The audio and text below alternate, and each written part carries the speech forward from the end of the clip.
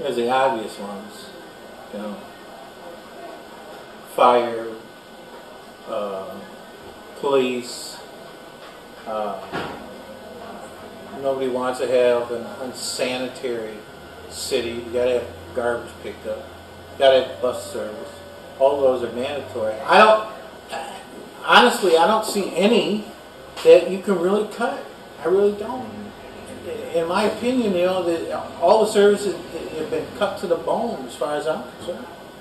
I don't know, you know, how do people live? I mean, you can't cut the department that goes out and inspects buildings. So now you're going to have unsafe buildings for people to live in. How do you do that? I don't know. I don't know what can be cut. I go back to the same thing. You got to have a forensic audit. You got to find out where there's duplication of services. I think that and if they don't want to do a forensic audit, I'll tell you honestly, what I would do is try to get a consensus with the majority of my colleagues on the council, and then have our own independent audit done to look into every single department to see where there's a duplication of services, to see where there may be redundancies, to see where you can take departments and maybe collapse departments and put two departments together, to see if there is administrative overhead that's excessive, and then try to force the implementation of some recommendations from an independent audit. You know, I mean, without cutting services, I think that's the only other option that you really have.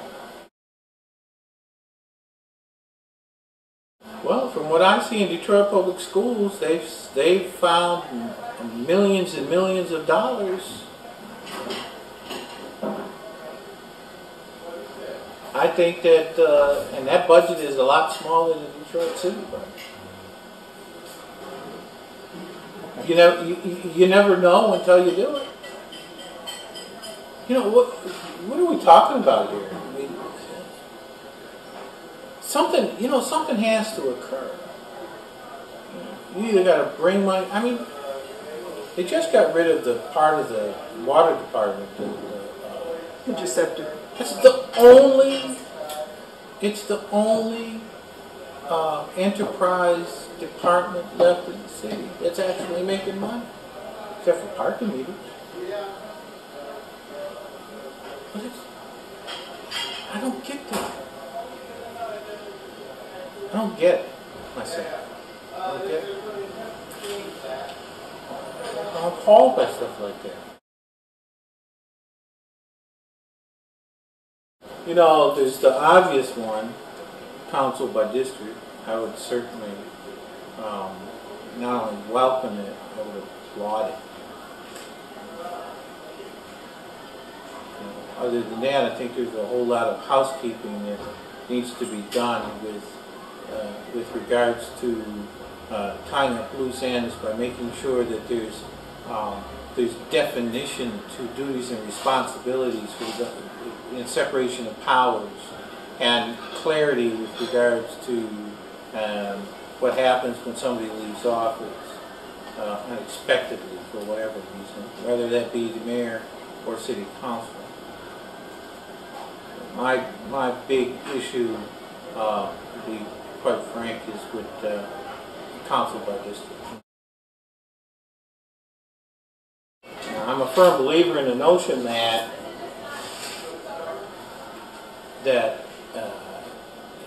representational government is what the entire country is about. I think that for the last 200 years, you know, representational government has been the order of the day in the world. So consequently, if it's good enough for the federal government to have representatives in Congress represent a district in their home, and also be a representative of the federal government, then I think it's good enough for the city of Detroit. If the legislature in Lansing, if you have representatives who represent a district at home and then represent the entire state, I think it's good enough for the city of Detroit. And if it's good enough for the senators in the state legislature, it's good enough for the city of Detroit. And again, when I go around the city, and for 25 years of my life, I lived in Southwest Detroit. And a perfect example of areas of this city who have not had representation is Delray. I don't know how much any of you know about Delray, but Delray in the 1930s was a picture of beauty in the city of Detroit. It was a bustling part of this city. And from the 1950s until today, it has been neglected.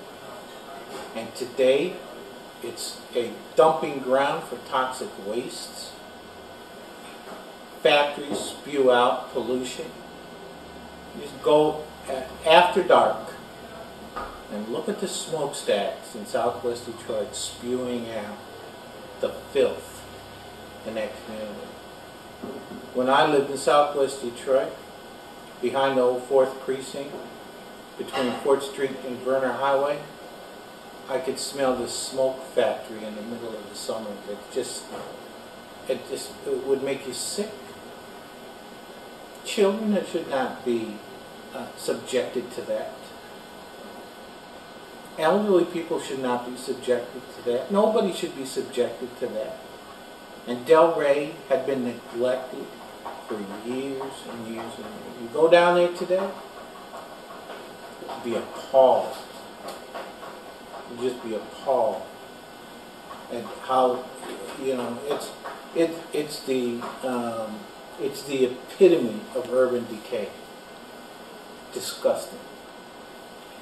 I suggest that if there were representational government where city council actually had to answer to people in the community, like Delray, then maybe it wouldn't be so bad. Well, maybe I'm wrong, but to be quite frank with you, I'm willing to give it a try. Because I think those people down there and anywhere else in the city where you have those kinds of communities deserve it. They deserve better. Do you know where the police commission came from or what happened? In 1972, there's this little thing called stress. I mentioned it before. It's one of the things that I demonstrated we did. And stress was a renegade program by the police chief Nichols at the time. And this little program he had where he sent decoys out dressed in civilian clothes into the community as bait for people to rob them or to mug them. And then the police pretty much had carte blanche on how they dealt with it. The end result was, over a period of 2 years, 22 people in the city of Detroit were killed at the hands of police. In 1973, the wisdom of the city, citizens of the city of Detroit, saw fit to create a civilian police commission to oversee the police department to ensure that these abuses did not continue. Your question is, would it be better to have commissioners elected? It might be. I certainly wouldn't oppose it, because if you're talking about representational government, which I espouse, then why not?